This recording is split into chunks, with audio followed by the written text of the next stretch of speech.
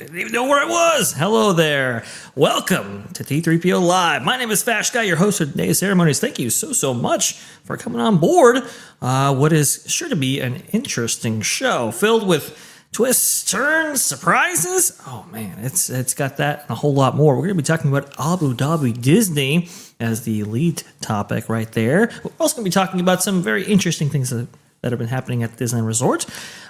Some weird stuff that can't be explained. Maybe somebody on the panel could help explain it to the rest of us because, boy, oh boy, very interesting things indeed. But to help us with all of these stories, well, we have to add in our amazing panel, and we're going to have friends join, not just in the beginning of the show, but throughout the show, because I know Erika and Raph, she is currently on the pro show right now. She'll be joining us later on, and I believe a certain theme park wizard will be calling in. But before we get to those amazing guests, we have amazing guests to start. It is the one, the only LW Ghost and Nolan Thunder. Hello there. Hey, how are you both doing today? I hope we're the one and onlys. I mean, if there's more of us out there in a multiverse somewhere, I don't want to know about it. I don't know about you. yeah, it's two. What's that old saying about once a king, always a king, but once a knight is enough? Wow. Could you imagine two Blue Watchman's ghosts? That would be very interesting. Well, indeed. technically there are, if you consider the real one has gone to the great beyond. So, and IMDb can't tell the difference. So it's a fair point right there. Nolan, how are you doing today, good sir? How's everything treating you? Because I know you've been traveling around the country. I am pumped for the best show this side of YouTube, and I'm also feeling extremely unprepared, Vash, because we are about 8 days away from Epic Universe opening. So I don't feel prepared in the slightest for our trip at all. So it's sneaking up to me, but I'm feeling the hype right now. Wow, I was not aware that you were going that quickly to Epic Universe, but I suppose it makes sense. Why? Goodness you guys gracious! know you're traveling. I just sit here at home and look out at the beautiful trees in the backyard and say, "Why am I not there?" Well, speaking of somebody who sometimes isn't there but is here today, let's see. Wizard, you are on, sir. Hello, how are you? Hey, it works. There you go. I like that. Can you hear him? And can you hear? Thanks for having me on. Absolutely. We'll go ahead and reduce the mic a little bit there. Let's see if we can do that. Sorry about that. The Pro Raiders have arrived too. Oh, the Pro Raid, indeed. Including Erika. Now, Wizard, I had just joined you actually for FanFest nights. Actually, a amazing event taking place at the Universal Studios Hollywood. Oh, and also too, we have Erika from Erika and Raph joining us as well. Oh, sorry. You're fine. I'm sorry about that. I didn't know that Erika was in the process of powdering her nose. I apologize. I am a girl. Should have done like one of those 1930s cartoon bits with the woman screaming when you open the door. Yeah, exactly. You see, here's Lauren trying to monetize having to watch bad television. Erika, I guarantee you there are enough strange fetishy people out there who would pay just to watch you put on lipstick all day long. So, there's always opportunities in the wonderful world of the internet. What can I say? I don't know if those are good opportunities. Really weird and yet intriguing at the same time. I don't know Welcome if that's to the internet. Oh boy. Well, welcome to it indeed. Now, Wizard, I had just joined you actually for FanFest nights, and it was a fantastic event filled with just amazing stuff. It lived up to the hype. Nolan, I think you undersold it. In fact, no. Undersold it. I said it was a generational thing that involved humanity. How much better could you get? I know. I was just joking. I'm just playing with you. But I was able to meet up with a lot of our dear friends here on both That Park Place Network and also my personal friends, and that was really, really cool. Also, too, That event was how I was informed about what happened with that Trump silhouette, which we'll get into in a moment, I'm sure. It's going to be funny. But Wizard, I know you had some very interesting information that you wanted to share with us today on the show. Could go ahead and inform us and let us know what you got. Okay, yeah. So I've heard some interesting rumors about FanFest Nights, how it will be returning for 2026. Apparently, some of the people who have worked the event have got called back. It's a third-party event, so I guess they got called back to work next year. It seems some people in Back to the Future and Dungeons and Dragons have been called back to work next year. So the rumor, I guess, would be where FanFest Nights would be coming back to Hollywood next year with Back to the Future and Dungeons and Dragons returning. And then I assume the rest would be new stuff. But that's cool that it's returning.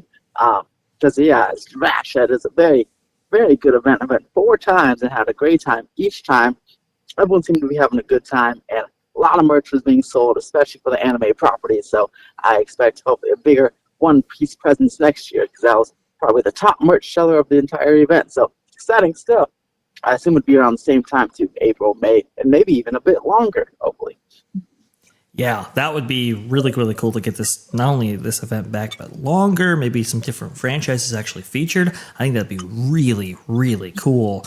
Nolan, when you went, what were some of the things that you saw that could be improved? Maybe some franchises that you want sticking around or be added to? Your thoughts on all of this?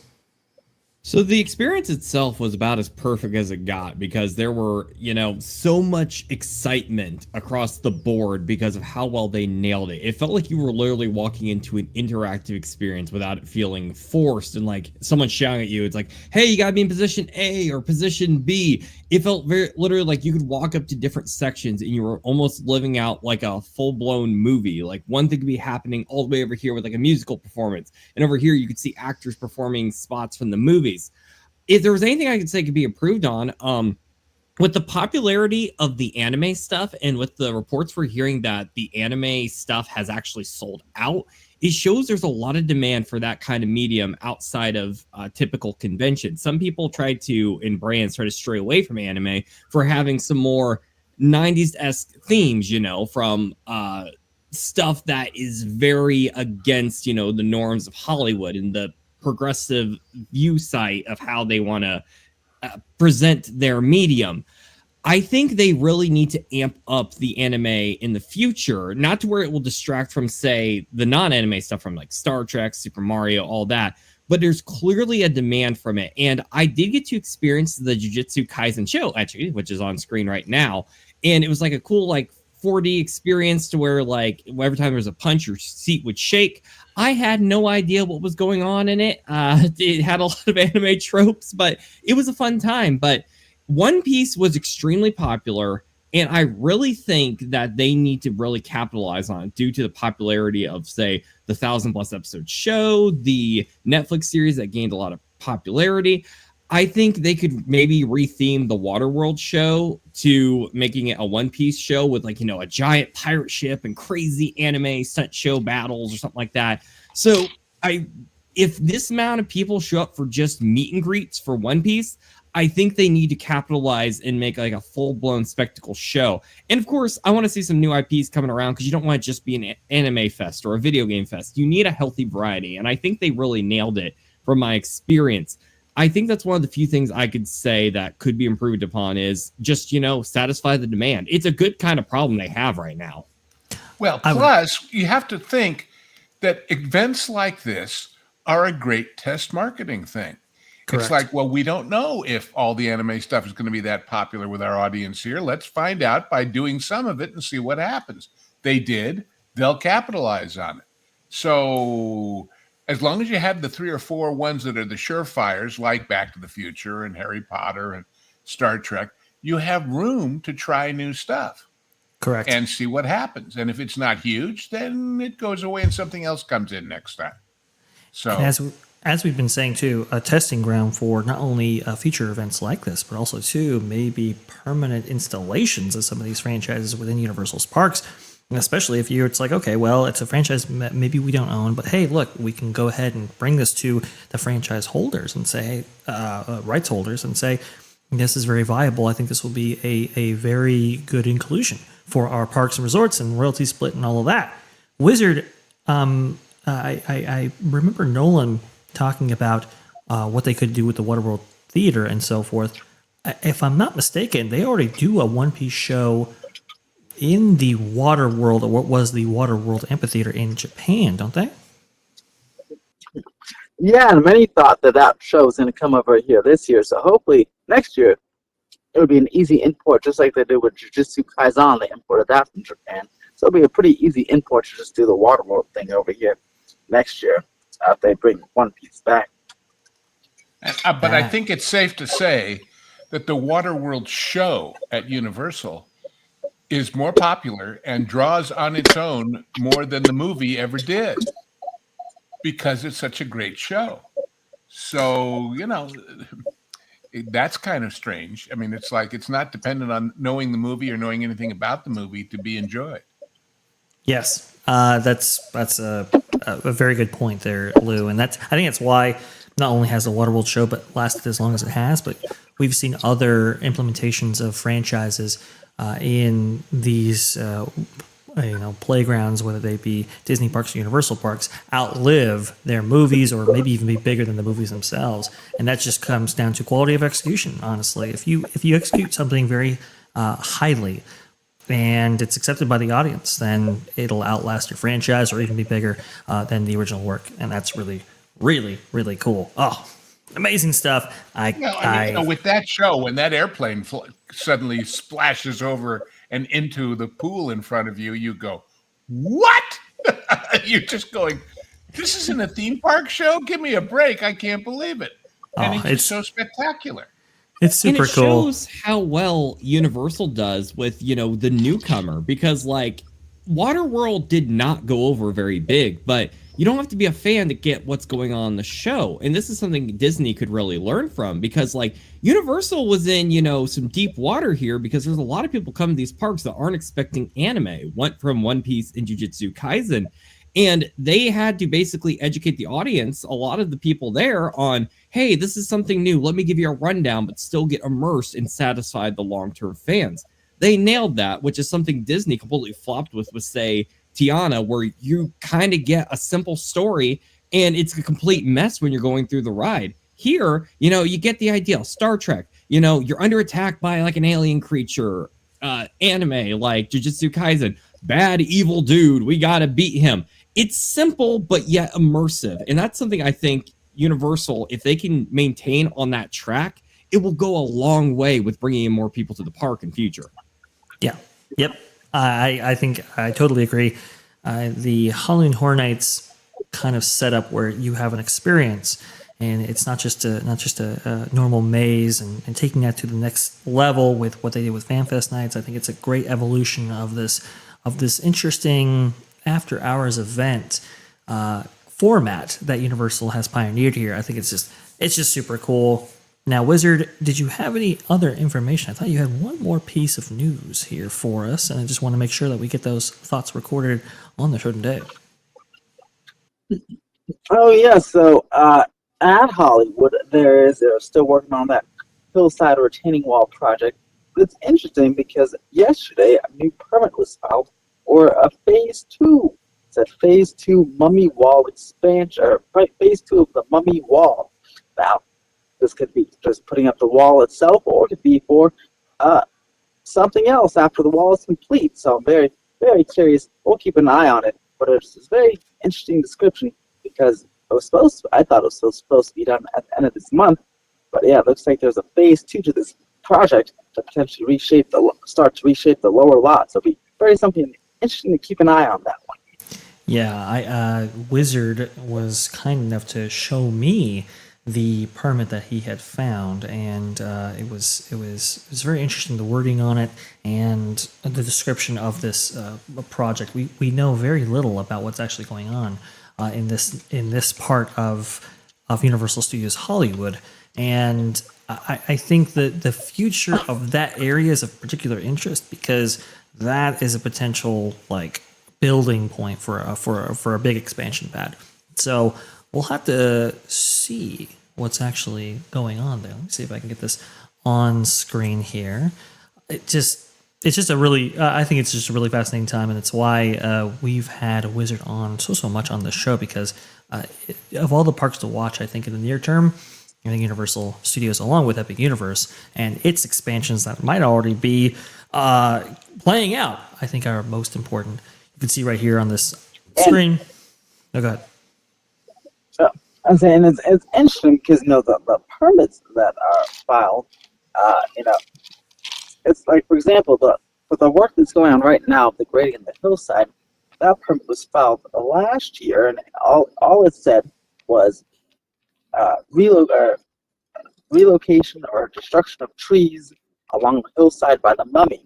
That's all that permit said, and that turns out it was this retaining wall project. There's a lot more going on than what the actual description of the permit said. So that's why I'm very curious with this phase 2, could be just building the wall, but does something come after the wall? Like, it's such a tiny permit sentence that who knows what's actually the meat and bones of what this permit entails. And I think it's hilarious. Imagine the building and permit departments of pretty much any city in the country or the world. They're not used to, as LA is, or the county or whoever this is filed with, getting a permit for mummy wall as opposed to a normal building. I mean, it's just it goes with the territory, right? It's a pretty awesome name, though, because I was thinking this coaster was going to be done, which is sad because the Orlando one is like a top 5 coaster for me, period. Does this perhaps mean that the ride might be safe despite some of the rumors and speculation we've been seeing? Maybe they'll be modifying what's around it? No. 1,000% no. I'll tell you why, no. Mummy and Orlando my dreams for me. Fantastic. Mummy and Orlando just got done, I think, last show with like a 6-month refurbishment, right? There. And every 20 years or so, that's when the coaster shelf life kind of dies. So it needs to either be replaced or be refurbished with retracting like Hulk got and Mummy got. And Mummy went through that. That's why it's gone for 6 months. They probably got some retracting, got a nice refurbishment. But here in Hollywood, it opened in 2004, and there's no refurbishment since 2025. So now year 21 of this coaster.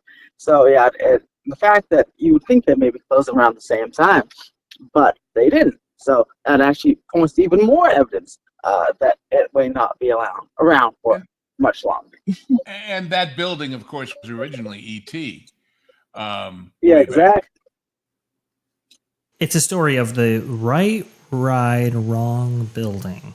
And that's been the most unfortunate part about the story relating to Mummy, at least here in Universal Studios Hollywood. Now, I think what's interesting about that, and I think Wizard, you talked about it a little bit there, the shelf life of coasters. And the shelf life for coasters, unlike maybe a Six Flags or another regional park, the shelf life for coasters in like a Disney park or Universal park, because they're so highly attended per year and they don't really typically have seasonal operations, that means that the life is much shorter than what you would see in like a typical coaster park or regional park. And that's kind of the difference right there. Go ahead. But it's also that they're all looking for the record for the most inversions or the most airtime or the most whatever with the latest and greatest. I was watching a POV of an old Woody on YouTube the other day, and wow, what a great ride it was. It didn't have any airtime to speak of. It didn't have any inversions or loops, but it was just a neat, fast ride through the woods, which can be plenty if it's a classic. But if it's a brand new one, they have to have something that's claim to fame to sell it with. So, Lou, was it the Beast? No, it was, I posted it somewhere in Slack, I guess, but I'll go look. But go ahead. And it was, let's see, I think, let's see. Here we go. Let's see. was a Facebook reel that somebody did. Could have been the Beast, the Voyage. Could have been Ghost Rider. The Voyage, yes, the Voyage. Yes. That was the one. Oh, I've been on that ride. It just looks like just a lot of fun. It's a classic old Woody, you know, and it doesn't need to turn upside down, inside out. Yeah, it only came out, actually. It was kind of a throwback to the older ones. And a cool thing about it, actually, not to detour here too much, there's actually a music video that like a metal band did. And in their music video, they're going up the Voyage and they take a guitar. They're playing on the ride throughout the whole music video, the band is. And then they throw the rock guitar off the top of the Voyage into the ground. It is so cool. You can see a little bit of that. It's just a great ride. That's all. The Voyage at Holiday World. Okay. Yeah, there you go. I just put the link over there for you to use yeah, here it goes. It's right. But you can't build this. I mean, I think the last one like this that I can remember was that one they built at Knott's. Yep, Ghost Rider. Yeah, and nobody, you know, I mean, they have to have all of this high-tech claim to fame stuff. And anyway, yeah, that's the difference between, like you say, a Disney park and the fact that, like you say, they run all year long as opposed to seasonally, and they have so many visitors. People have done it already. What's the next thing? So anyway. Like Erika said, they do hybrid coasters now of some of these Woodies that haven't been maybe taken care of the best, give them a new lease on life. And even though RNC, baby. RNC, Rocky Mountain Construction, that's right, Dylan. Even though they might not be the tallest, fastest, they provide what is sure to be an excellent experience. And I think we've seen a little bit of a shift towards that angle where it's not about tallest, fastest, it's more about experience, which is good. But I think Lou is correct. In order to get national attention, sometimes you do have to provide some of those statistics so that way you get recognized right there. The Voyage and Ghost Rider are both seen as like top 10 coasters of all time. And that's not, you know, that's not just in that category, just top 10 coasters ever, because they're so well maintained. Ghost Rider obviously having gone through its big restoration project to get that up to snuff right there. And two, the layouts are absolutely amazing and incredible. So there you go, right there. That's POV, by the way, provided by Coaster Force. And definitely check them out on YouTube as well. Oh, man.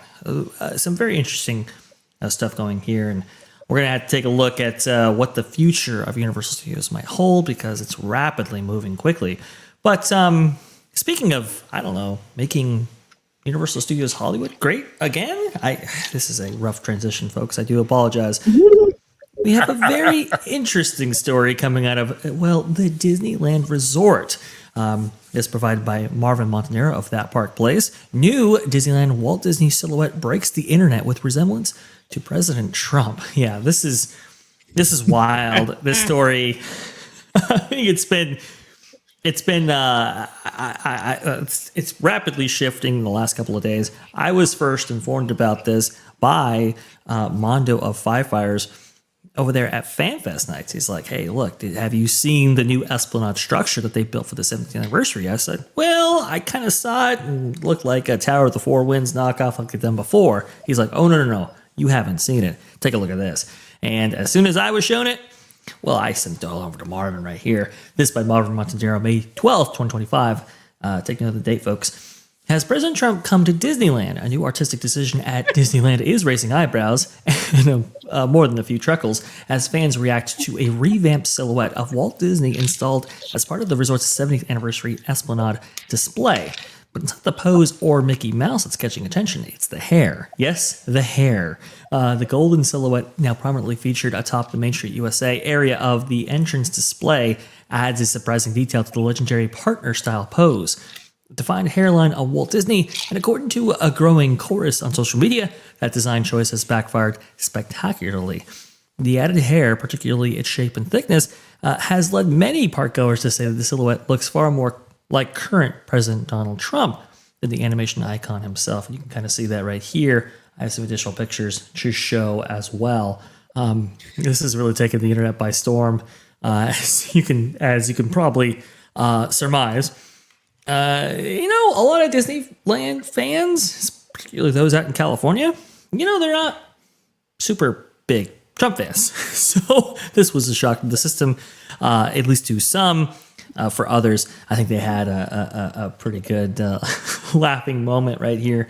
You can see the comparison between something like the partner silhouette that they've done previously for other works and how it looks much different, radically different actually, than this version of the partner statue. I don't quite know how this happens. I can theorize and say this probably had, I don't know, somebody probably worked this out in either CAD or on the CNC machine and said, hey, look at this. Isn't this funny? This is hilarious. Maybe that file got saved. Maybe that file was referenced, and then it just moves down the development and production pipeline until it's actually, finally installed. And with a lack of oversight and a lack of time, these things do happen. And like Erika, other things we've seen, nobody along the way is watching. Nobody along the way is editing. correct. This is the antithesis of careful management, as you might put the it. antithesis.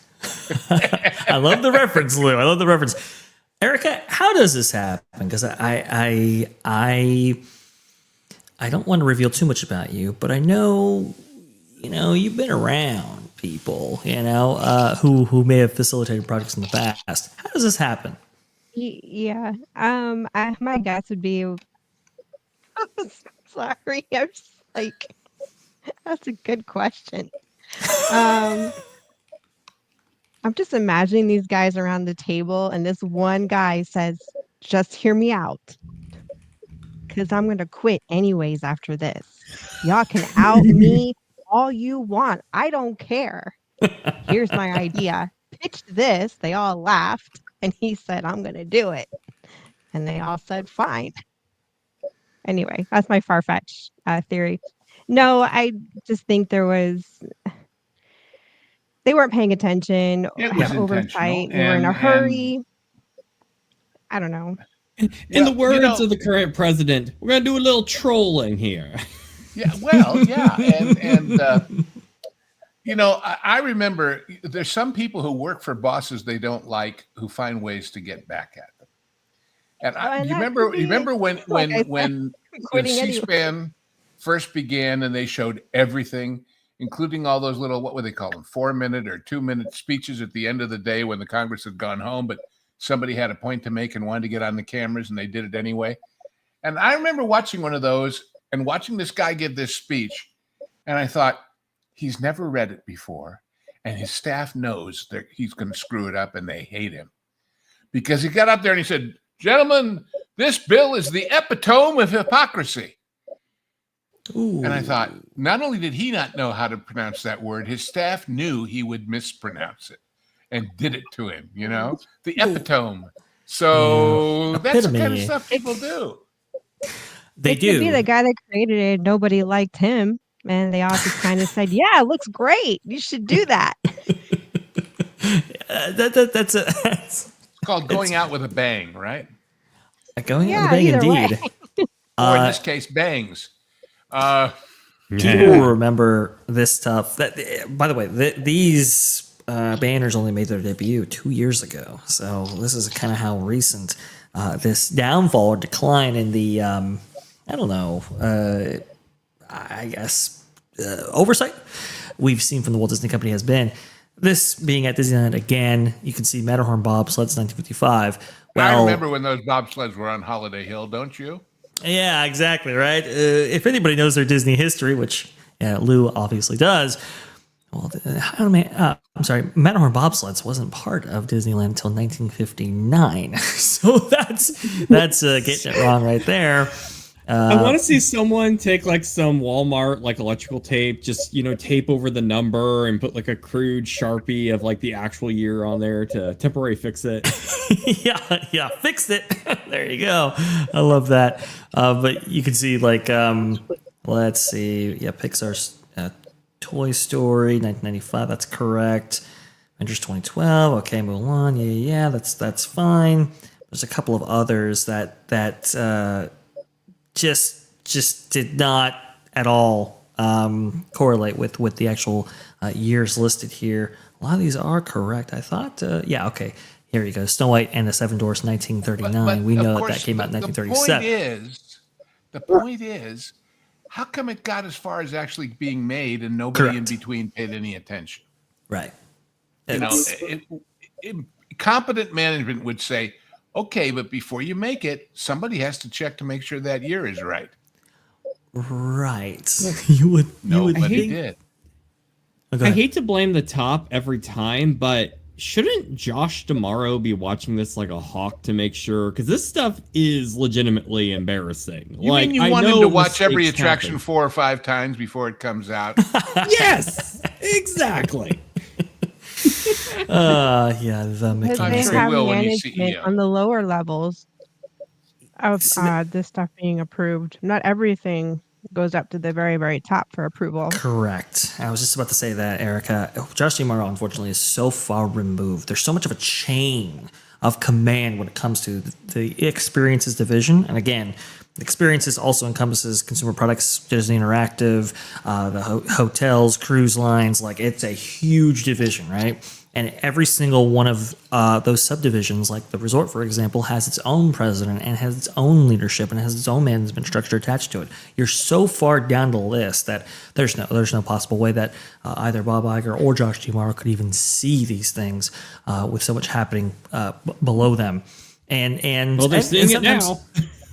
They're seeing it now for sure. That's probably why they quickly removed it. In fact, I mean, on that same day that Marvin went with his original story, he had to update it and tell everyone that they had removed it by that point. I was informed about it on Saturday. I told Marvin about it on Sunday. He posted an article about it on Monday, and the update came Monday night. And now we're talking about what they replaced it with this morning. So it's been all over the place. Disneyland's 70th anniversary celebration is already off to a strange start after a new silhouette installed in the Esplanade suddenly vanished with no public explanation from Disney. The figure, meant to depict Walt Disney holding Mickey Mouse's hand, drew immediate attention for its peculiar hairline. Many said that resembled none other than Donald J. Trump himself. And you can see here, and now it's gone. And yes, they actually did remove that on Monday morning before fans had even seen maybe some articles surrounding this, which was very, very interesting. And what the update is today is that they not only debuted what this structure is supposed to be in its completion here in the Esplanade, but they have replaced the Walt figure at the top there. So let me see if I can get a closer photo. I thought I had one here, but I do apologize, guys. Getting the show ready. Let's see here.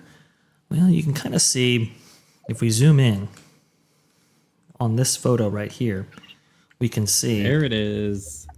Yeah, they got the Ariel partner statue, which, by the way, was done by Blaine Gibson, who, of course, physically knew and worked with Walt, so he wouldn't have got that wrong. So no, Blaine Gibson wouldn't have got that wrong. There's those no who way. don't know, Blaine Gibson, among other things, did Lincoln and did all the faces in the Pirates of the Caribbean and so many more. He was a great, great, great sculptor. Amazing sculptor. And he worked on pretty much every single president all the way up until about, I believe, I was going to say that thing of the Trump hair on this resembles Trump more than the all the president thing of Trump. So yeah, there's Blaine. It lasted about. I mean, he was doing all of this work up until about George W. Bush, I believe, was his last figure that he had ever done for the Disney parks. But I mean, he did everything, and I mean everything, folks. Even the gal that you see at the front of the Columbia, for instance, the famous figurehead, water vessel. Yes, the figurehead there, water vessel at Disneyland's Rivers of America. He did that, and just everybody that you see in these early attractions. And really who did they replace him with? And the person, the gal, whoever who did she Obama. was the epitome of sculptural antithesis. Yeah, anyway, yeah. They actually did replace him with a her, and her first figure was Obama, not very good, and I think they've been switching people up ever since. But the Esplanade's a very interesting point, because I know that all the Walt Disney Worlders on the previous panel on the Pro Show were like, "Well, I never heard of this word." Yes, it's been in use regularly by Disneylanders for over 25 years, ever since it made its debut. But it's this juncture between Disney California Adventure and Disneyland. Every single person going to a theme park that day, which averages, you're probably looking at anywhere between 120 to 150,000 people that day on any given day, are going either to those parks through here. So you can't miss it. This is why it's so peculiar that they got this detail wrong right here. And this is the thing that really announces to people visiting that day that the 70th is actually taking place. So to get this wrong, Bob that does the job. Yeah. And Bob doesn't do the job, Lou. Bob doesn't do the job. You can see the inspiration here. Like, okay, we're going to have Fantasyland depicted by the carousel, Space Mountain depicting Tomorrowland, and we're going to have all the lands represented on these turrets of this facsimile of the castle. You can see that the partner statue represents Main Street.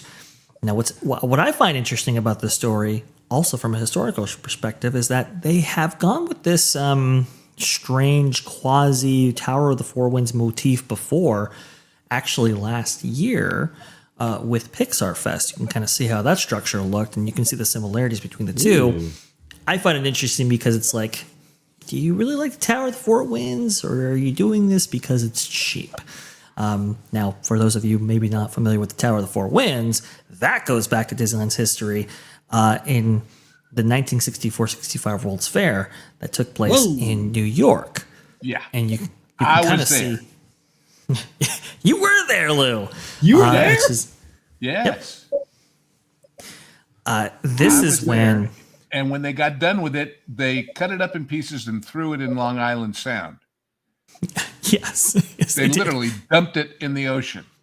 They took Raleigh Crump, who you can see Raleigh Crump right there, who actually designed the Tower of the Four Winds, and you can see the model of what that actually looked like.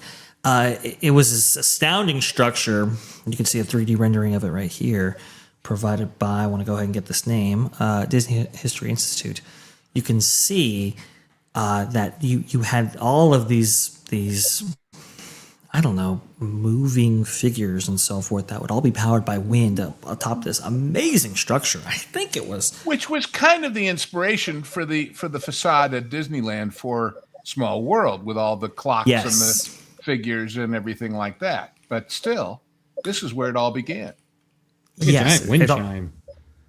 And again, this is 120 feet tall. This is a huge, monstrous structure right here. It took a lot of ingenuity to actually get it up in New York. And Raleigh Crump would go on to work on the facade for Small World for its permanent installation over there in 1966 at Disneyland, which is why you have this kind of one inspiring the other. But this Tower of the Four Winds was remarkable, and Raleigh Crump, obviously, he's pretty proud of it, but kind of understood why it wasn't continued. Apparently, one of the propellers may have flown off and almost hit somebody. That was a scare. But I think it goes flinging off like a buzzsaw into the fair. Well, but you understand, all these pieces were fabricated here in California and shipped out to New York and put together there. To do the reverse is a different proposition altogether, because cutting them apart and then making them reassemblable, as opposed to just cutting them apart knowing they're going in the water, two different propositions. Two different propositions indeed. And so it was like, okay, well, it's going to take a lot of money to ship this over, and Disney just didn't want to pay for it. It was like, well, Raleigh, we're going to have to leave this, behind. And he kind of understood, and unfortunately, that was the end of the Tower of the Four Winds. But it was this just amazing, amazing structure. A lot of people remark on it. See, that white wall behind there where it says Pepsi Cola, that's the building that Small World was in at the World's Fair. This just sat out in front. And the 1964-65, yes, and the 64-65 World's Fair was a quantum leap for the Walt Disney Company, because they were able to take huge jumps technologically with other people's money. That was the brilliant thing about it. That's the precursor to Abu Dhabi, if you think about it. Oh, that's a good point right there, which we'll be talking about in just a moment. But Walt was able to work out a deal. I think it was Robert Moses who got him involved in the whole thing after he saw Lincoln, a very early concept of it. And the state of Illinois, I believe, sponsored the Great Moments of Mr. Lincoln attraction. You had Ford get into it with the Ford's Magic Skyway. That was the ride that took you through Primeval World. And all those dinosaurs wound up at Disneyland as an extension to the Grand Canyon diorama. Correct. That's without the exactly. And you got to actually ride in 1964 Mustangs as they made their debut. 1965. They changed them all for the next model year. And as I've said before, one of the neatest things about that ride to me, there were narration in 5 languages: English, French, German, Japanese, and Chinese, I believe it was. Does 5 sound familiar to anybody who drove a car in the old days? The 5 push buttons on the radio in the console of the Mustang were each one a different language for you to listen to the narration of the ride on. Oh, that's cool. You can see how that kind of worked right there. Cool. It was awesome. This was super, super cool, but obviously very expensive. And they pioneered not only audio animatronics technology and the Primeval World diorama, which Walt brought back with him, but they also pioneered with John Hench and I believe Bob Gurr the technology of Omnimover and People Mover. So there are motors in the track there that push these cars along. Well, they took every single one of those motors. If you look just to the right of the front bumper, you can see one. You can see one right there. Rubber wheels that rubbed up against the bottom of the car to push it forward. And the idea was not the motive factor; the track was. Correct. And it was People Mover.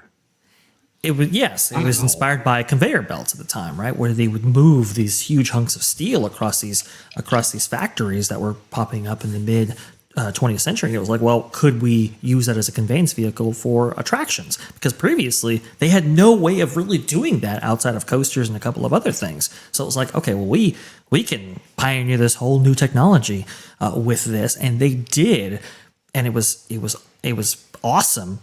And not to mention, a bunch of little motors constantly running, is less expensive energy-wise.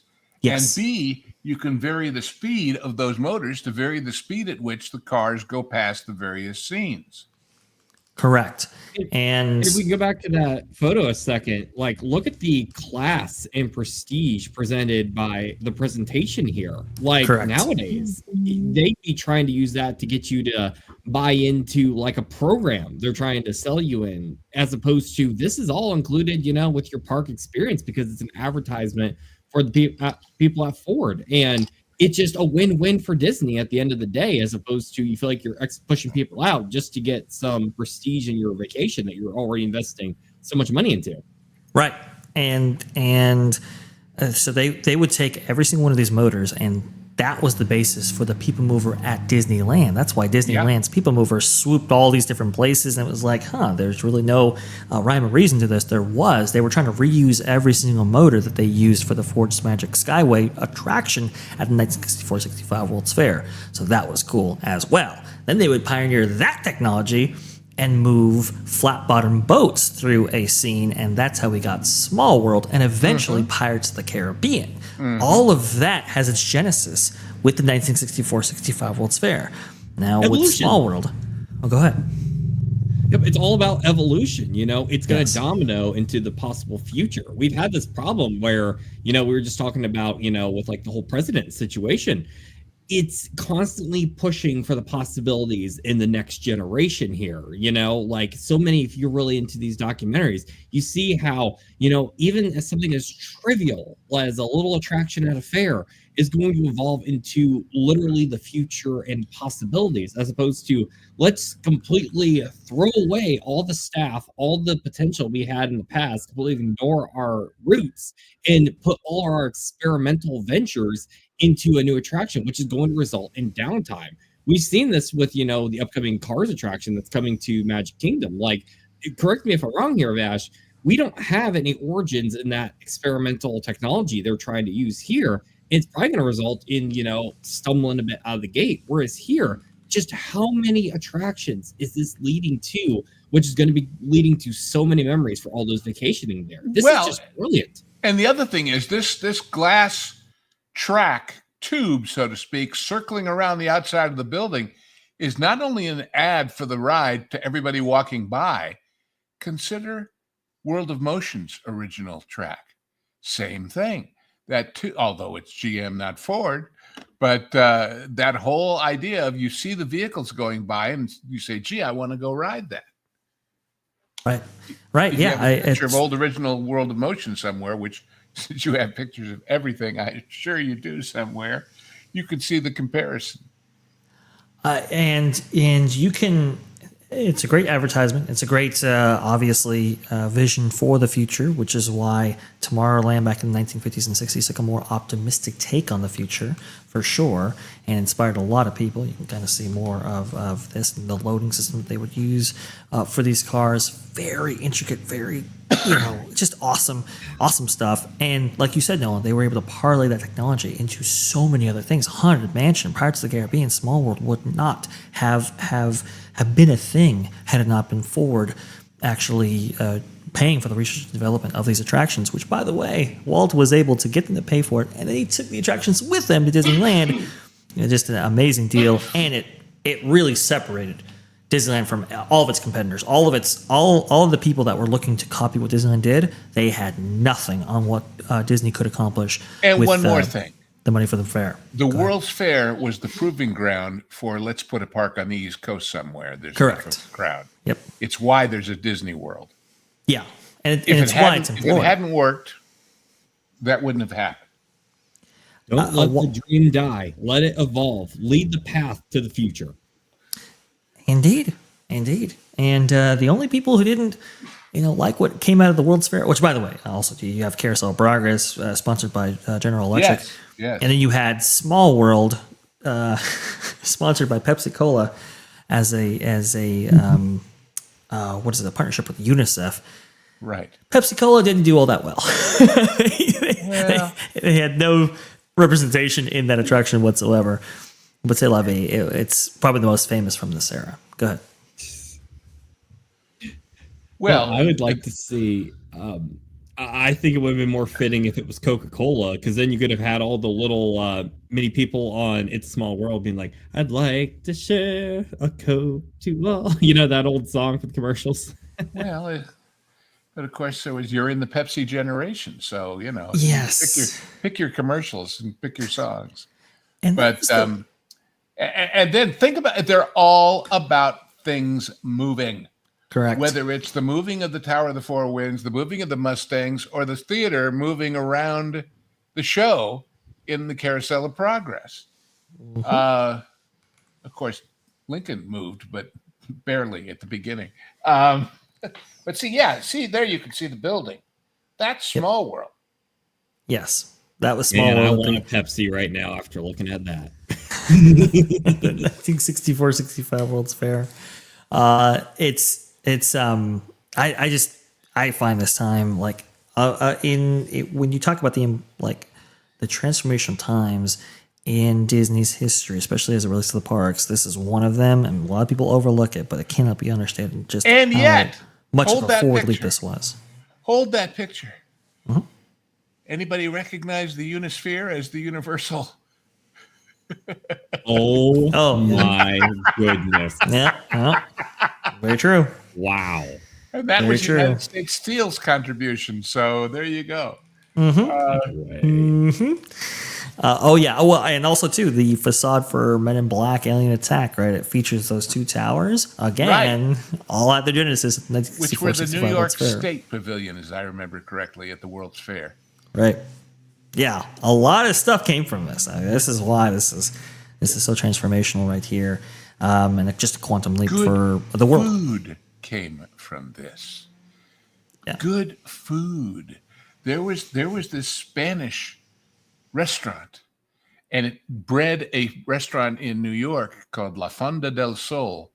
That's a long story about Spanish food and oil and everything else, and people involved in that are still in business in Baltimore right now. But anyway.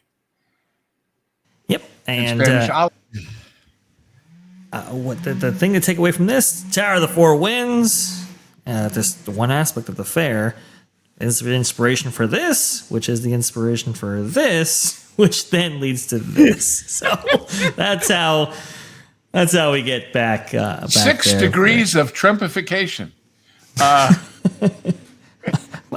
the way, Wizard, are you still there? Oh, I sure am. Ooh, looks like we have some yard work going on, so I'm gonna have to use this mute button as much as I can here. But we have one more story that we at least have to get to, and that is, there you go, yard work right outside. Let's see here. It is the announcement of the 7th Disney resort, that being Abu Dhabi. Now, this one it could be considered controversial to some people, but I think for us here, the most important thing here is that, well, they're building a 7th resort, but as the title says, they're not spending a dime on it. I kind of want to get your guys' reaction as we have some. I can hardly contain my excitement right now, Vash. Can't you see me just bubbling right now? Yeah. What were your guys' reactions to this, and maybe we can add some context and flavor to it. Pretty excited for it. I thought it was funny that somebody asked famous Democrat consultant Donna Brazil about it, and she said, well, I guess they'll skip the gay days at Abu Dhabi.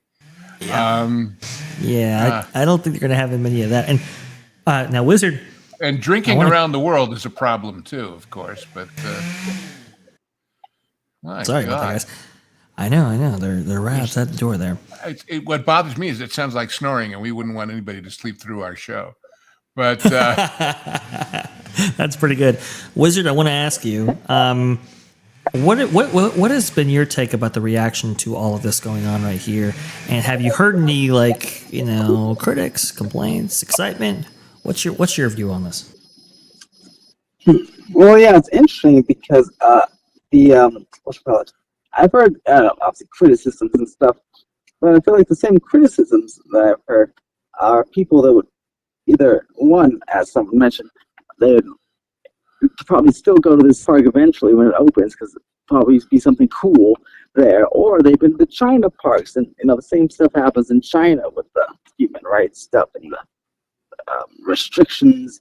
So I thought it was just very funny how some people criticizing this park would easily go to Shanghai or Beijing, or Universal Beijing or Hong Kong Disney, even though China is not the greatest with some of those issues that Abu Dhabi has as well. So, either way, I won't be rushing to visit only because it's so far away. This is the part that got me. If this isn't a universal portal from Epic Universe with Mickey ears, I don't know what is. I mean, really, guys, really. Yeah, for those maybe listening and for you, Wizard, to understand the context, we're showing B-roll of the announcement from, I believe, Morale's standpoint. I think is the origin of this. Oh, yes, they had that big circle. It did look like that pier leading to nowhere, yes. Right. Yeah, definitely a let's say inspiration from those portals. For I understand, by the way, I have it on good authority that the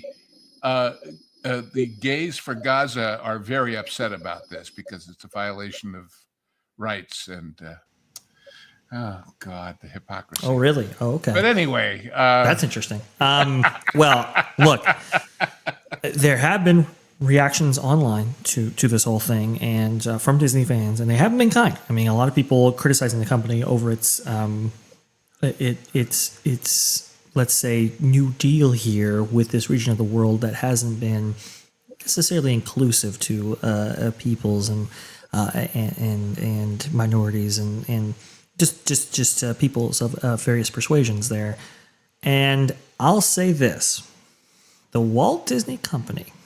Honestly, this goes for all companies, but I'll single out the Walt Disney Company here just for a moment. They will say or do anything to placate who's in front of them. Now, if it's the United States, We understand who they're placating and who they're saying things to. But when it comes to China and when it comes to the Middle East, they'll say or do anything to placate them as well, even if it might conflict with what they said before. And a lot of politicians work this way. A lot of corporations work this way. I think it's really important to understand right here that, for all their virtue signaling, unfortunately, when those dollar signs come, and in the case of the Walt Disney Company, they need those more than ever, well, that's going to be the reaction there. And Erika, your let thoughts? us just consider, we always talk about missed opportunity cost. This is a huge financial windfall for the company, no doubt about it. Just as, which they never even mentioned, and I keep stressing this, the proposed expansions and changes in Tokyo will be a huge, huge financial windfall for the company. But what if it wasn't to make up for the losses on Snow White and Cap and all the rest of this stuff? What if they had made reasonable budgets and reasonable schedules and had movies that maybe weren't huge hits, but weren't such enormous drains? This would be profit, not makeup. This would be advance, not try and backfill the decline. That's a fair point. It just boggles the mind. Where the stock would not be trading where it is. It would be at 150 or 170 or 180. And our dear friend Mexican Iron Man could get out breaking even long before he ever will now. Oh boy, yeah. I feel bad for Mexican Iron Man at the price he bought into, because that's probably not going to be going back up anytime soon.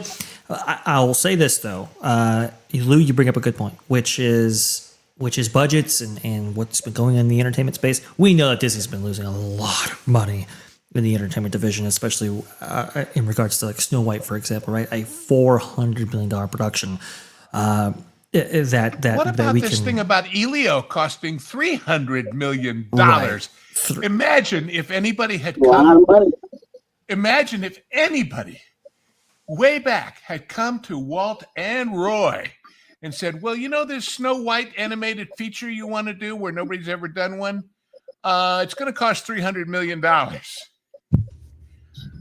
I mean, wouldn't have had it to make a live action out of. Let's put it that way. That's just insane. That means that film has to make like $1 billion to make its money back. It has to. There's no other if ands or buts about it. And again, Snow White, $400 million. I think Avengers, Captain America 4. I think that was like in the $300 million range as well. Again, to shell out so much money for these films that don't go on to be successful, then you have to do something like an Abu Dhabi, even though you've been proposed not just the budgets, but the time. Because remember, all of this money is borrowed, and as long as you haven't paid it back, you're still paying interest on it for an extra year and a half, 2 years beyond whatever you plan. Yep. If Bob Iger and Josh D'Amaro were, the Walt Disney Company was the same philosophy going into a casino, how many days would they have to be there before they got kicked out by the people who own said casino?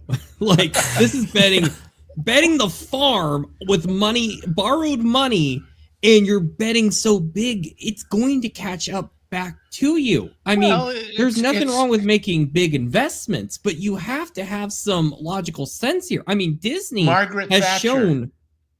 Margaret Thatcher said the problem with doing everything with other people's money is that sooner or later you run out of other people's money, or something to that effect. That's not the exact quote, but you know what I mean. I just hope when Josh tomorrow becomes the CEO of this company, he can afford a better tailor. Because these little boy suits that he wears, where the middle button is way too high, I'm sorry, but that's not a good look for him. Look at that.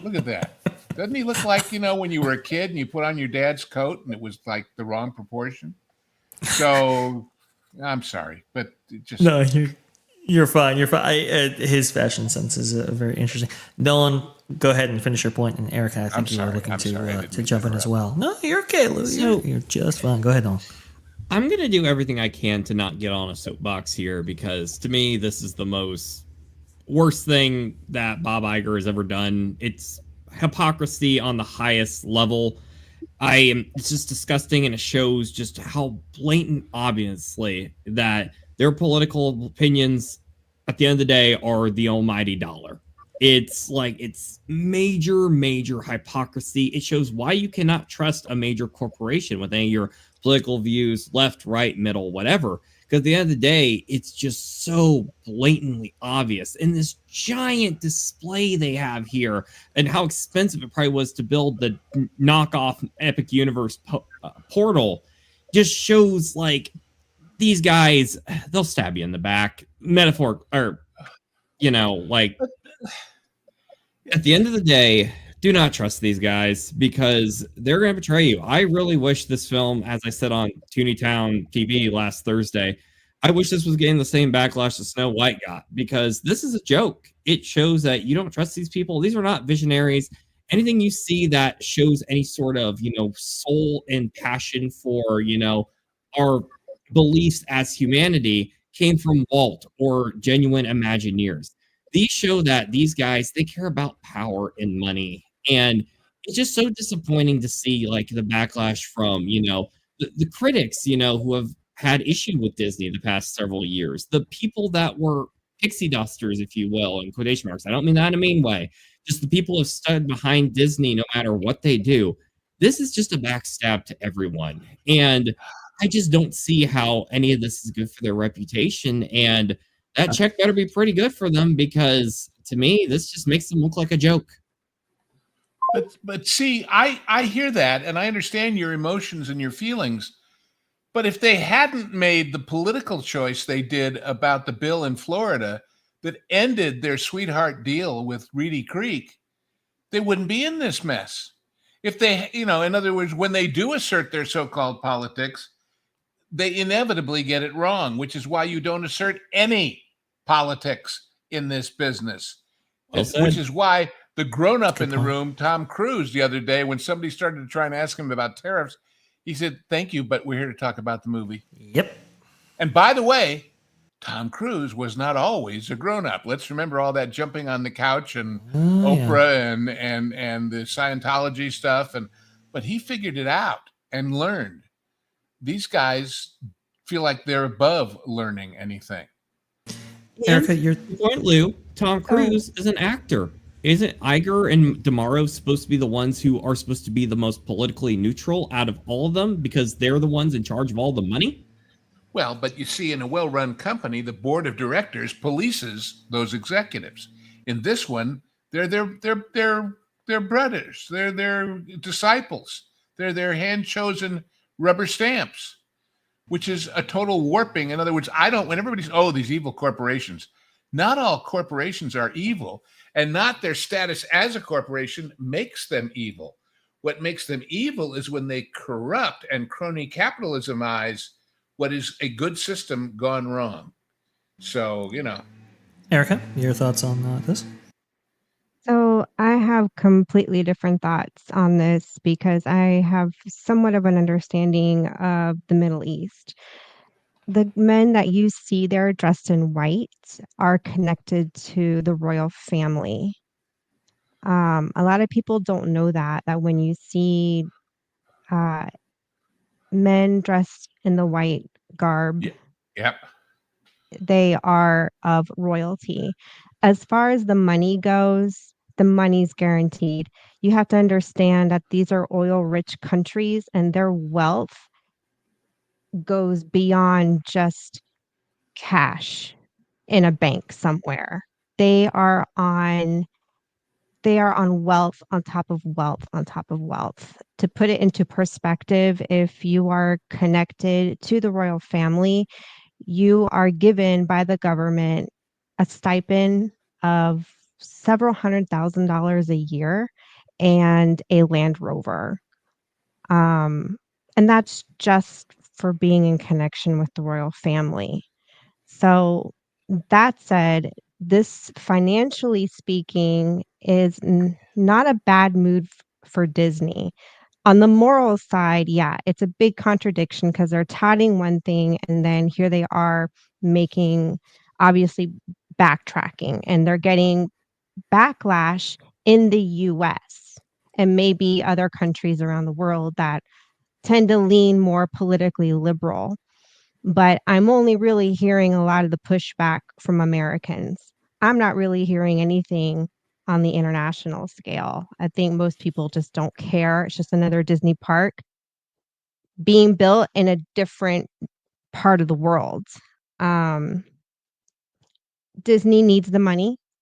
They know this. I think these guys in Abu Dhabi have known, and they were waiting to know when to strike, because this gives them leverage in negotiations to the point where Disney can't even fight back and say that's a deal breaker. Our license, our characters, this is what, these are the guidelines that you have to follow. No.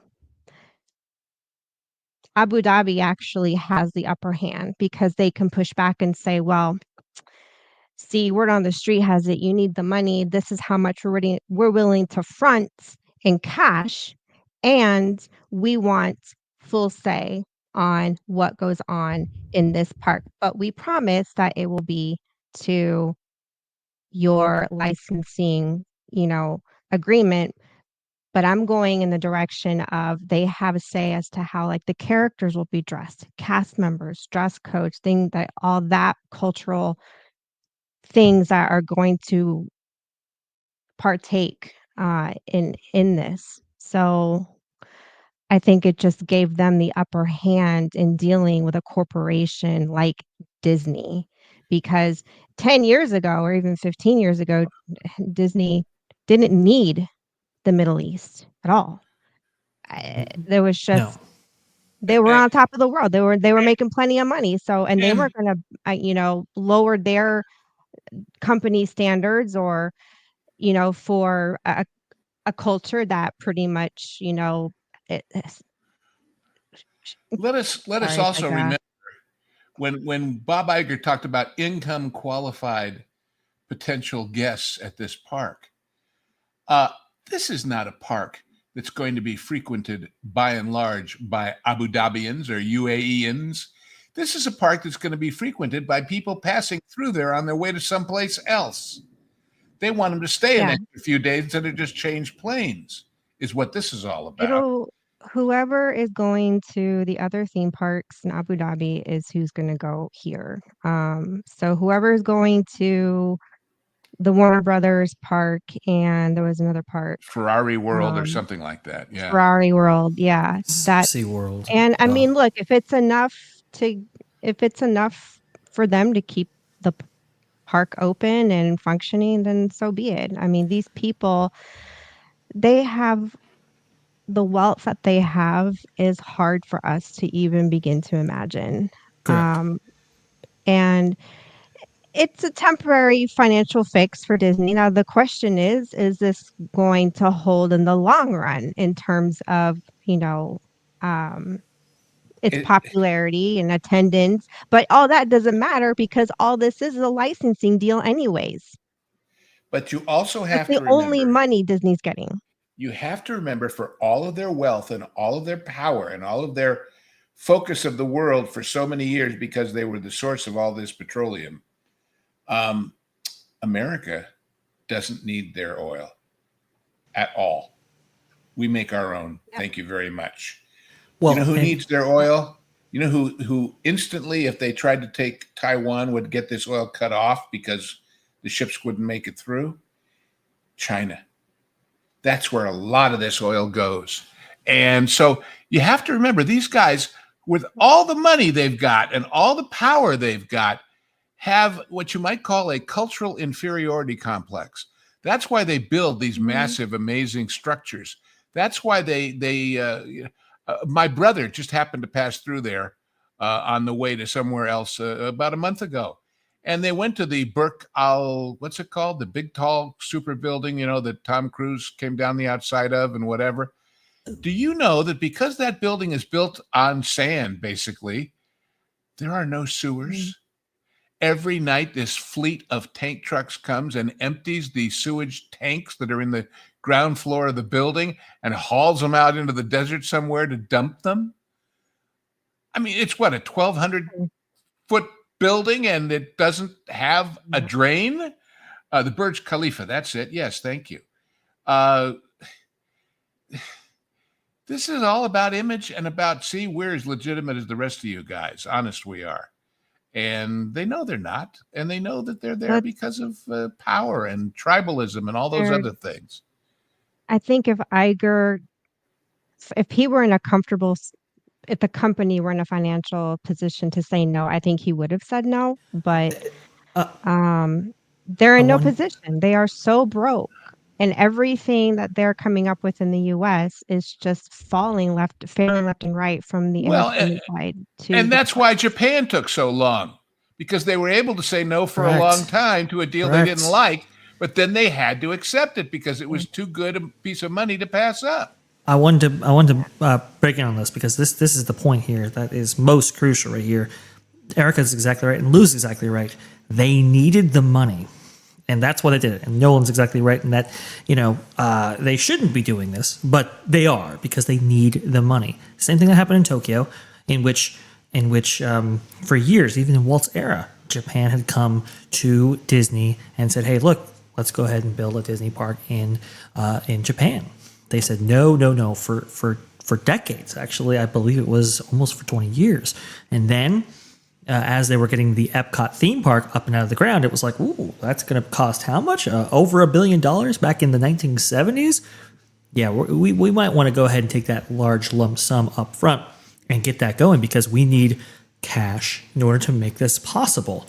A little over 10 years ago now, Disney was, we know at least, they were presented a proposal to build a Disney park in Dubai, another part of the UAE, and Disney declined. They did not go forward with this project.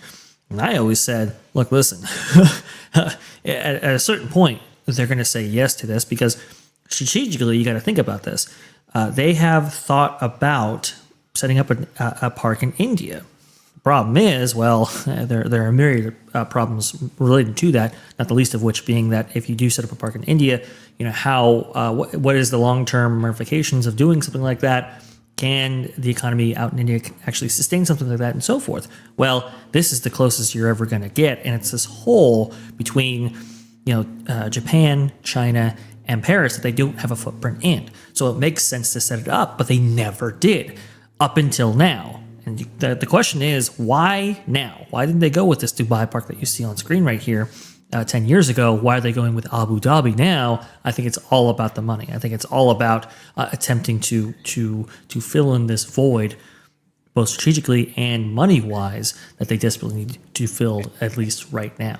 And if you are judging relative moral outrage, this is, pardon me, a drop in that ocean compared to the outrage of how much they've done in China, where every citizen, not just gay, not just variant, but every citizen is more oppressed than the few gays or alcoholics or whoever in Abu Dhabi ever thought they might be.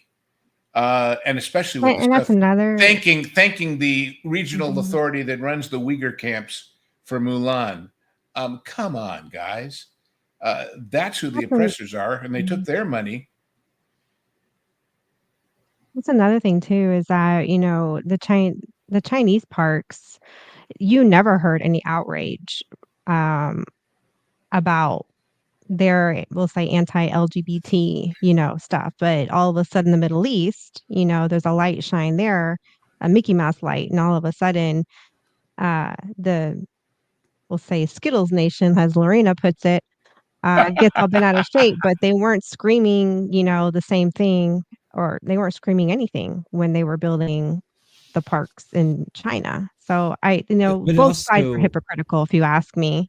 Neither one of them have the right to point the moral finger at each other, whether it's the LGBTQ community or whether it's Disney. They're both in the wrong at this point. But it shows that back then, to your point, Erika, it shows that how much Disney has befriended, those groups and being like, yeah, we're all on our side. Because in 2016, whether they were a lot better at, hiding their true motives, and they were a lot more seen still as politically neutral. Nowadays, we have all the controversies on Disney Plus, their woes at the box office and all that and such. And I think a lot of the people they were allying with, for whether they were right or wrong to expect this, I think this blindsided them a lot more than what they were expecting. Whether they I don't think so. I really don't. I think they knew it would happen and they didn't care because they need the cash, and that's the bottom line. And as far as morality is concerned, in both cases, in the case of the Arab nations and of China, their overwhelming ideology or religion, which is basically in these cases the same thing, by them it's very moral to oppress the Uyghurs and to stop gays and throw them off rooftops, and by them it's the height of morality. And what the reason why they got away with it more in China is that every corporation was saying, God, what a huge market of people. And maybe if we go there and we show them some capitalism, they'll get the message and they'll figure it out and they'll stop being who they are. Which the Chinese said, yeah, but if we stop being who we are, then we stop being a legitimate authority over our people and we lose our clout.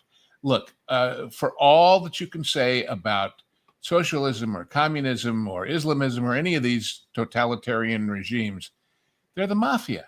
They want to be the only game in town. And if you go against them, you get what going against the mafia gets you. It's just that simple. And the fact of the matter is like Lou was saying, these are their own countries. They have the right to operate however they see fit. And you'd even be surprised at the amount of even women in the Middle East that are okay with this, because their laws and their government are very much rooted in their religious beliefs. And they're entitled to that. Sure. We may not agree with it here in the United States, but, welcome to just being in a foreign country. We live here in Germany, and there's things here we don't agree with, but we get along. We abide by their laws because we have to, and at the end of the day, we don't complain. And that's what people have to understand in the States is that, this isn't the United States. The whole world is not the United States. And you have to have a level of get over it. At least we have the original parks, that Walt himself played a hand in. And what the Walt Disney Company does in other countries and the agreement between them and that country is between them. And frankly, it's in a lot of ways, it's just none of our business. Build your part, do what you want. Maybe it'll be successful, maybe not. But at the end of the day, all these international deals are just licensing deals. It's not really Disney even building these parks. No, it's morale. And from what I understand, this deal came very late in the game. Robert Niles of Theme Park Insider actually talked about how he didn't get an invite until like days before he was supposed to be in Abu Dhabi for this announcement, and didn't really know what the pretense actually was up until very last moment right there, that this was going to be the 7th resort. The timing of all of this is very interesting. Bob Iger says this: we talk about it being the crossroads of the world. 500 million income qualified people live within 4 hours of this location. 120 million people will come through Abu Dhabi and Dubai this year alone. He mentions Dubai there as well. Abu Dhabi estimates that 39 million tourists will visit Abu Dhabi in 2030. That says a lot right here. So they strategically, it makes a lot of sense. But again, Dubai was on the table at one point, and this park in particular, this being commissioned by Riva Creative and facilitated by Favali, who did the design work for this, who had done design work for Disney in the past. This park was going to be 50% indoors because, well, it gets pretty hot out there in the UAE. I think it averages about 105 degrees in the summer. That's far higher than the 91 degrees in the summer of Florida, for instance. And you know how hot that is. Also, too, we just learned this information actually on That Park Place. I think it was just for that show, that the Disneyland Abu Dhabi will be an indoor theme park. So Dubai was going to be 50% indoors. It looks like this one, they're just going to put it all indoors. And like Erika said, this is being done by morale.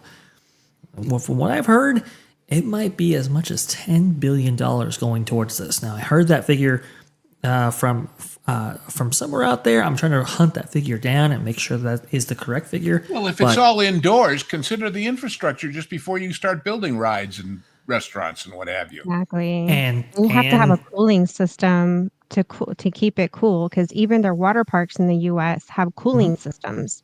Right. Where here in the U.S. They have, we have heating systems to keep the water warm enough to go swimming in, and that is a pretty penny in itself. Even controlling the temperature to cure the concrete, for God's sakes, is a major effort there because of the weather.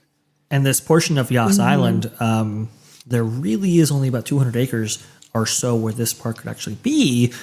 But from what I understand, from what I'm hearing from a lot of people, they might actually terraform, if that's the right word there, push out the land to encompass more of the sea you see right here in order to fill out this park. So, which is a huge amount of money to do on its own. Like Erika said, the cooling systems, the infrastructure that you would need for an indoor theme park.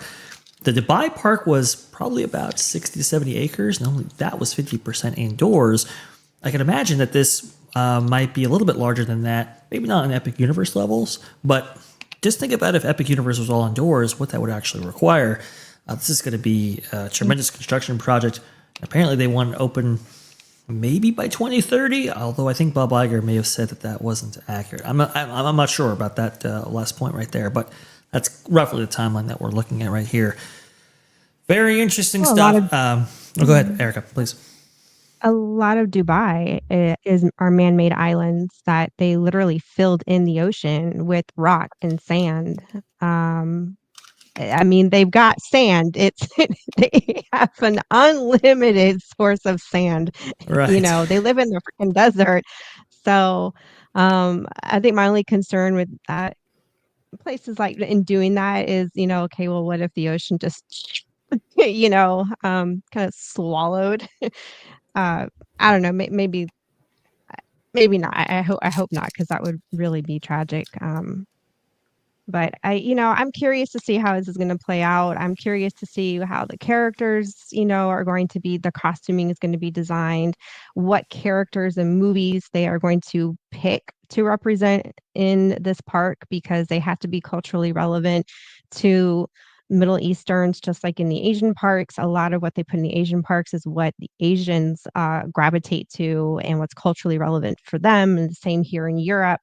And it's different, I'm just curious what movies and characters are going to choose. I'm curious to see what their cast members are going to look like, their costuming. And, and if you want to know what the guest experience is going to be, well, just go on YouTube and go to Ferrari World and go to the Warner Brother park and see how American, like foreigners, how they're dressed and what they have to say about when you're entering their country, what to expect.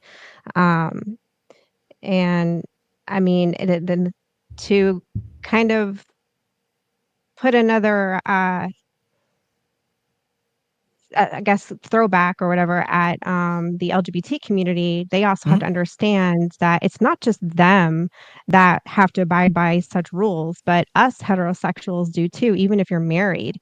In some of these countries, even if you're married, you can't show public display of affection. And I mean to the point of a peck on a cheek and even holding hands. Any form of PDA in some of these countries is illegal and you could be arrested. You've got to do your research before you travel to a foreign country and know what you're getting into, because if you break the law in that country, as far as that country is concerned, ignorance is not you can't claim ignorance in court. It's your responsibility to educate yourself before you go overseas. They tell us that here in Germany, and they told us that in Japan. So it's pretty much anywhere in the world. True. It's true in America, too. If in your country it's perfectly okay to beat your wife and you come to America and you start doing it, you're going to have a problem, I hope. So Yeah. Said. it's not exclusive to these totalitarian regimes. Local government is the local government. Right. You talk about the franchises that might actually be featured here as part of the Dubai park by Riva Creative, and obviously Favali did the work on this. We saw the implementation of a Toontown Fantasyland hybrid, Raiders Pickers Racers. Again, this was 2014, so a lot of these things were new, and this was before Star Wars Galaxy's Edge. Star Wars was actually included in this park as well, but a much more prequel, original trilogy-oriented in Star Wars land than the Star Wars Galaxy's Edge we eventually got in 2019. I think the franchises will certainly be interesting, which one they choose and so forth, and which are included in here. Erika, you also talked about the other parks in this area, and people might be wondering, like, why is this like a theme park epicenter, not too dissimilar to what we see in like Universal Studios. Central Florida, right? With where you have Universal Studios Florida and you have SeaWorld, and it's all this kind of theme park corridor. The UAE has been looking to diversify their economy for a long time now, because I think Lou mentioned it before, the reliance on oil is waning from the world. So it's like, okay, well, obviously we want to keep this income stream flowing. How can we diversify our economy? Well, let's do it through tourism. And that's why they've been so aggressive in getting a lot of American corporations or others to invest their theme park product in that region, because they want to be known for that as well. So it's just a fascinating thing, this whole sector of the world, how it works and how it's very, very different from our own, and why Disney might be getting in now where they previously didn't before. There you go. I think that just about wraps up our show for today. I want to get, I don't know if the people working in the yard are done or finished, and I can't risk them, with the blowers or the chainsaws or wherever is back there. So let's go ahead and round out this show right here. We had on the show, obviously, Theme Park Wizard. Unfortunately, he had to depart, but you want to definitely go ahead and check out Theme Park Wizard at his YouTube channel. He does some amazing work for Universal Studios Hollywood, knows the ins and outs of it, and honestly, I understand. Universal Studios Florida, you got Alicia Stella. She's very good. Not to take anything away from her. But Theme Park Wizard, well, he's the wizard of Hollywood. He knows that place inside and out and knows the future like nobody else. Very, very cool. Also, too, Barry Place 28, Bob, he wanted to join us for today's show, but couldn't, because guess what, folks? He's streaming right now from Disneyland. And apparently it took him I think an hour to park there because of just the crowds or mismanagement or something's going on. He was backed up on the actual streets of Anaheim for 30, 40, 50 minutes just to try to get into the parking structure to Notre Park. It was this crazy fiasco right there. But I'm sure he's got a lot of commentary over there at his channel as well, streaming right now, in fact. And let's see here. Erika, go ahead and tell us where everybody can find you and your amazing commentary on all things Middle East, I guess. Sorry, go ahead. I think Raph could speak more to that than I could. He's been deployed 6 times. So anyhow, yeah, you can find us there at Hanging with Erika and Raph. We've got videos on here in Germany, what some of the stuff that we do out here, whether it's the holidays, Halloween, and we haven't done anything since December. But I am to be editing a video and have it up soon of a medieval festival that we went to at a local castle. And other than that, I'm just dream hopping. You can find me here or on Lorena's Spice Lounge or Lorena's Resort Recon on Saturdays, WW Pro when I'm invited. So I just kind of bounce around wherever I'm invited. I usually won't say no. I usually do not turn down streams unless I really have something else that I've got to get done. I can't make it. But yep, that's pretty much me in a nutshell. Awesome stuff, Erika. We so love your commentary so dearly. on this channel and others like the WWE Pro Show, Lorena's channel. Awesome stuff right there. By the way, I forgot super chats because we were so invested in our conversations. They went past, and I want to go ahead and make sure we include these right now. Kaden Barnes with the $5. Lou is absolutely correct. Yas Island is right next door to their Abu Dhabi airport, which is the main hub for their flag carrier airline, Etihad, if I'm not mistaken, right there. Interesting. Very, very, very cool. Thinking Heretic with $2. I thought they adored Trump. Did I miss something? Yeah. Those guys at the Walt Disney Company, not big Trump fans. In fact, I was actually looking at some. I was going through. This is how this works. Last night, I was going through PAC participation by the Walt Disney Company and breaking it down by executive and who had actually donated to the PAC and where they had donated to. And I found that I think Bob Chapek was the only guy to ever donate anything towards Trump's campaign. Everybody else had donated to either the Walt Disney PAC, and they had funneled that money through other places, or they had donated to Democrats. So that's kind of the history right there. By the way, Josh DiMauro, one of the largest PAC donors recently. How very intriguing. Let's see right here. Hawaii Dragonstar with $2. Anyone know the status of Netflix House?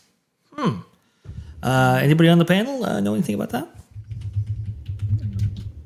Is that a show called House? I don't know. House The last was thing originally. I saw on Netflix was that It Ends With Us. I sat down and watched it. Okay. That was the last thing I saw on Netflix. So it's an entertainment venue that will bring some of the most beloved titles to life, like Stranger Things, Taylor Swift, Squid Game. So it sounds like it's kind of like an interactive, like either dining experience or like interactive, like theater-esque thing. It's kind of like a performance thing. It's actually kind of fascinating. Interesting. In Dallas and in King of Prussia, Pennsylvania. Ooh. I didn't even know that existed. Yes. Netflix. A year-round home for fans to live the stories they love. I see. Netflix getting in the themed entertainment game. Now that's curious because it's a great idea. A lot of people have said that that's one of Disney's distinguishing points, right? That if they have the flywheel, they can bring out their IP and product in all these different venues. And Netflix has none of that. But what if Netflix did get into that? They have been getting into it a little bit with Universal partnerships with Stranger Things and for Halloween Hornets and everything like that. But to get into it permanently, that's interesting. Go ahead, Erika. No, sorry, I'm so weird. So it's like kind of like what Universal is doing with their experiences popping around the U.S. There's like a picture. There's a picture on one of these things I just looked up, and it looks like a sort of empty big box store at a mall that they're converting into this thing. I don't know whether that's the Dallas or there you go. Oh. Yeah. Maybe it's like an Area 51. It looks like or the so. Kino. That's interesting. Maybe it's like the Vegas property that Universal is popping up, obviously with the horror aspect to it. Very interesting stuff. I'll have to take a look at this. Thank you so much, Hawaii Dragonstar, for that very illuminating super chat right there. Also, too, Hawaii Dragonstar's not the only one doing something. Nolan Thunder is doing all kinds of stuff, especially in the documentary space. Nolan, is the big video finally ready for its premiere? Heck no, it's not. But I'll tell you, my yesterday was completely filled with like me editing and more editing, and get this, even more editing. But you're gonna hear some amazing voice talents from Lord Connor, Trish from Toonie Talk TV, and even Kevin Apollo. We got a huge smorgasbord of people doing voice work for it. It is getting closer and closer. I'm going to be talking about this game, Super Mario 64, and how its urban legend is saying that it was built with an evil, experimental, artificial intelligence. If that intrigues you, be on the lookout on my channel. I already have 2 trailers up for it for my docu-series Lost in the Files, where I dive into video game mysteries. So if that intrigues you, please check it out. And I promise you, I've been working tirelessly on this thing, And I can confirm it will be done before Disney opens up this new park. I can at least say that. So be on the lookout this summer. It's coming. It's going to happen, folks. And blood, sweat, and tears, and a lot of tears is going into this thing. So please be on the lookout for that madness. Oh, don't cry for me, Nolan Thunder. Don't cry for me, Nolan Thunder. That's fantastic. I think Nolan Thunder. Don't cry for me, Nolan Thunder. Well, no. Wait, that was a subtle tribute to Rachel Zegler's Evita opening in London any day now, right? See, so Evita. Yeah, that's interesting. Hopefully, it goes better than her Snow White debut right there. How many tickets a day was that? 5, 8, something? We'll be covering it on Hollywood Backlot with Lou and you. Which, by the way, Lou, you are also on. What else do you have going on? I am. Well, in addition to that, nothing beats my weekly Sojourn Live with you, Vash. But other than that, I do this show. I show up on various other things. Lately, I've been pretty much a regular on the Monday night secret meeting of the Pro Show, as I call it now, after we heard about the secret Hollywood meeting. And in general, I just kind of wander around. And I've got this other little enterprise that I'm about to debut once I overcome a few technical difficulties, as they say. And we'll hear about that when you hear about it. And otherwise, I just sit back and laugh a lot at some of the silliness that goes on out there in the world. Like burning popcorn carts and oh yes, I was going to start the show with that. By the way, really? I don't know if you guys have heard that we have a new pope, and well, Epcot got into the act right here. Yeah, they put up the right smoke or whatever color that is. Is that what you call kettle corn gone wild? Yeah, Disney's kettle corn gone wild. Excuse me, you got to have like kettle corn gone burnt. Yeah, well, Whoops. It's extra crispy. That they have an upcharge for that. So yeah. It's not. You not say so you good like right there. barbecue? Well, wait till you try our barbecue popcorn right there at Epcot.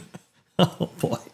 Well, It's blackened. It's New Orleans style barbecued popcorn. more Disney woes indeed. Well, definitely check out the latest Hollywood Backlot with Lou and you. By the way, we're going to be. Yeah, you don't have to watch it live. You can actually watch the replays. You can. And make comments and likes and all those other fun YouTube-y things.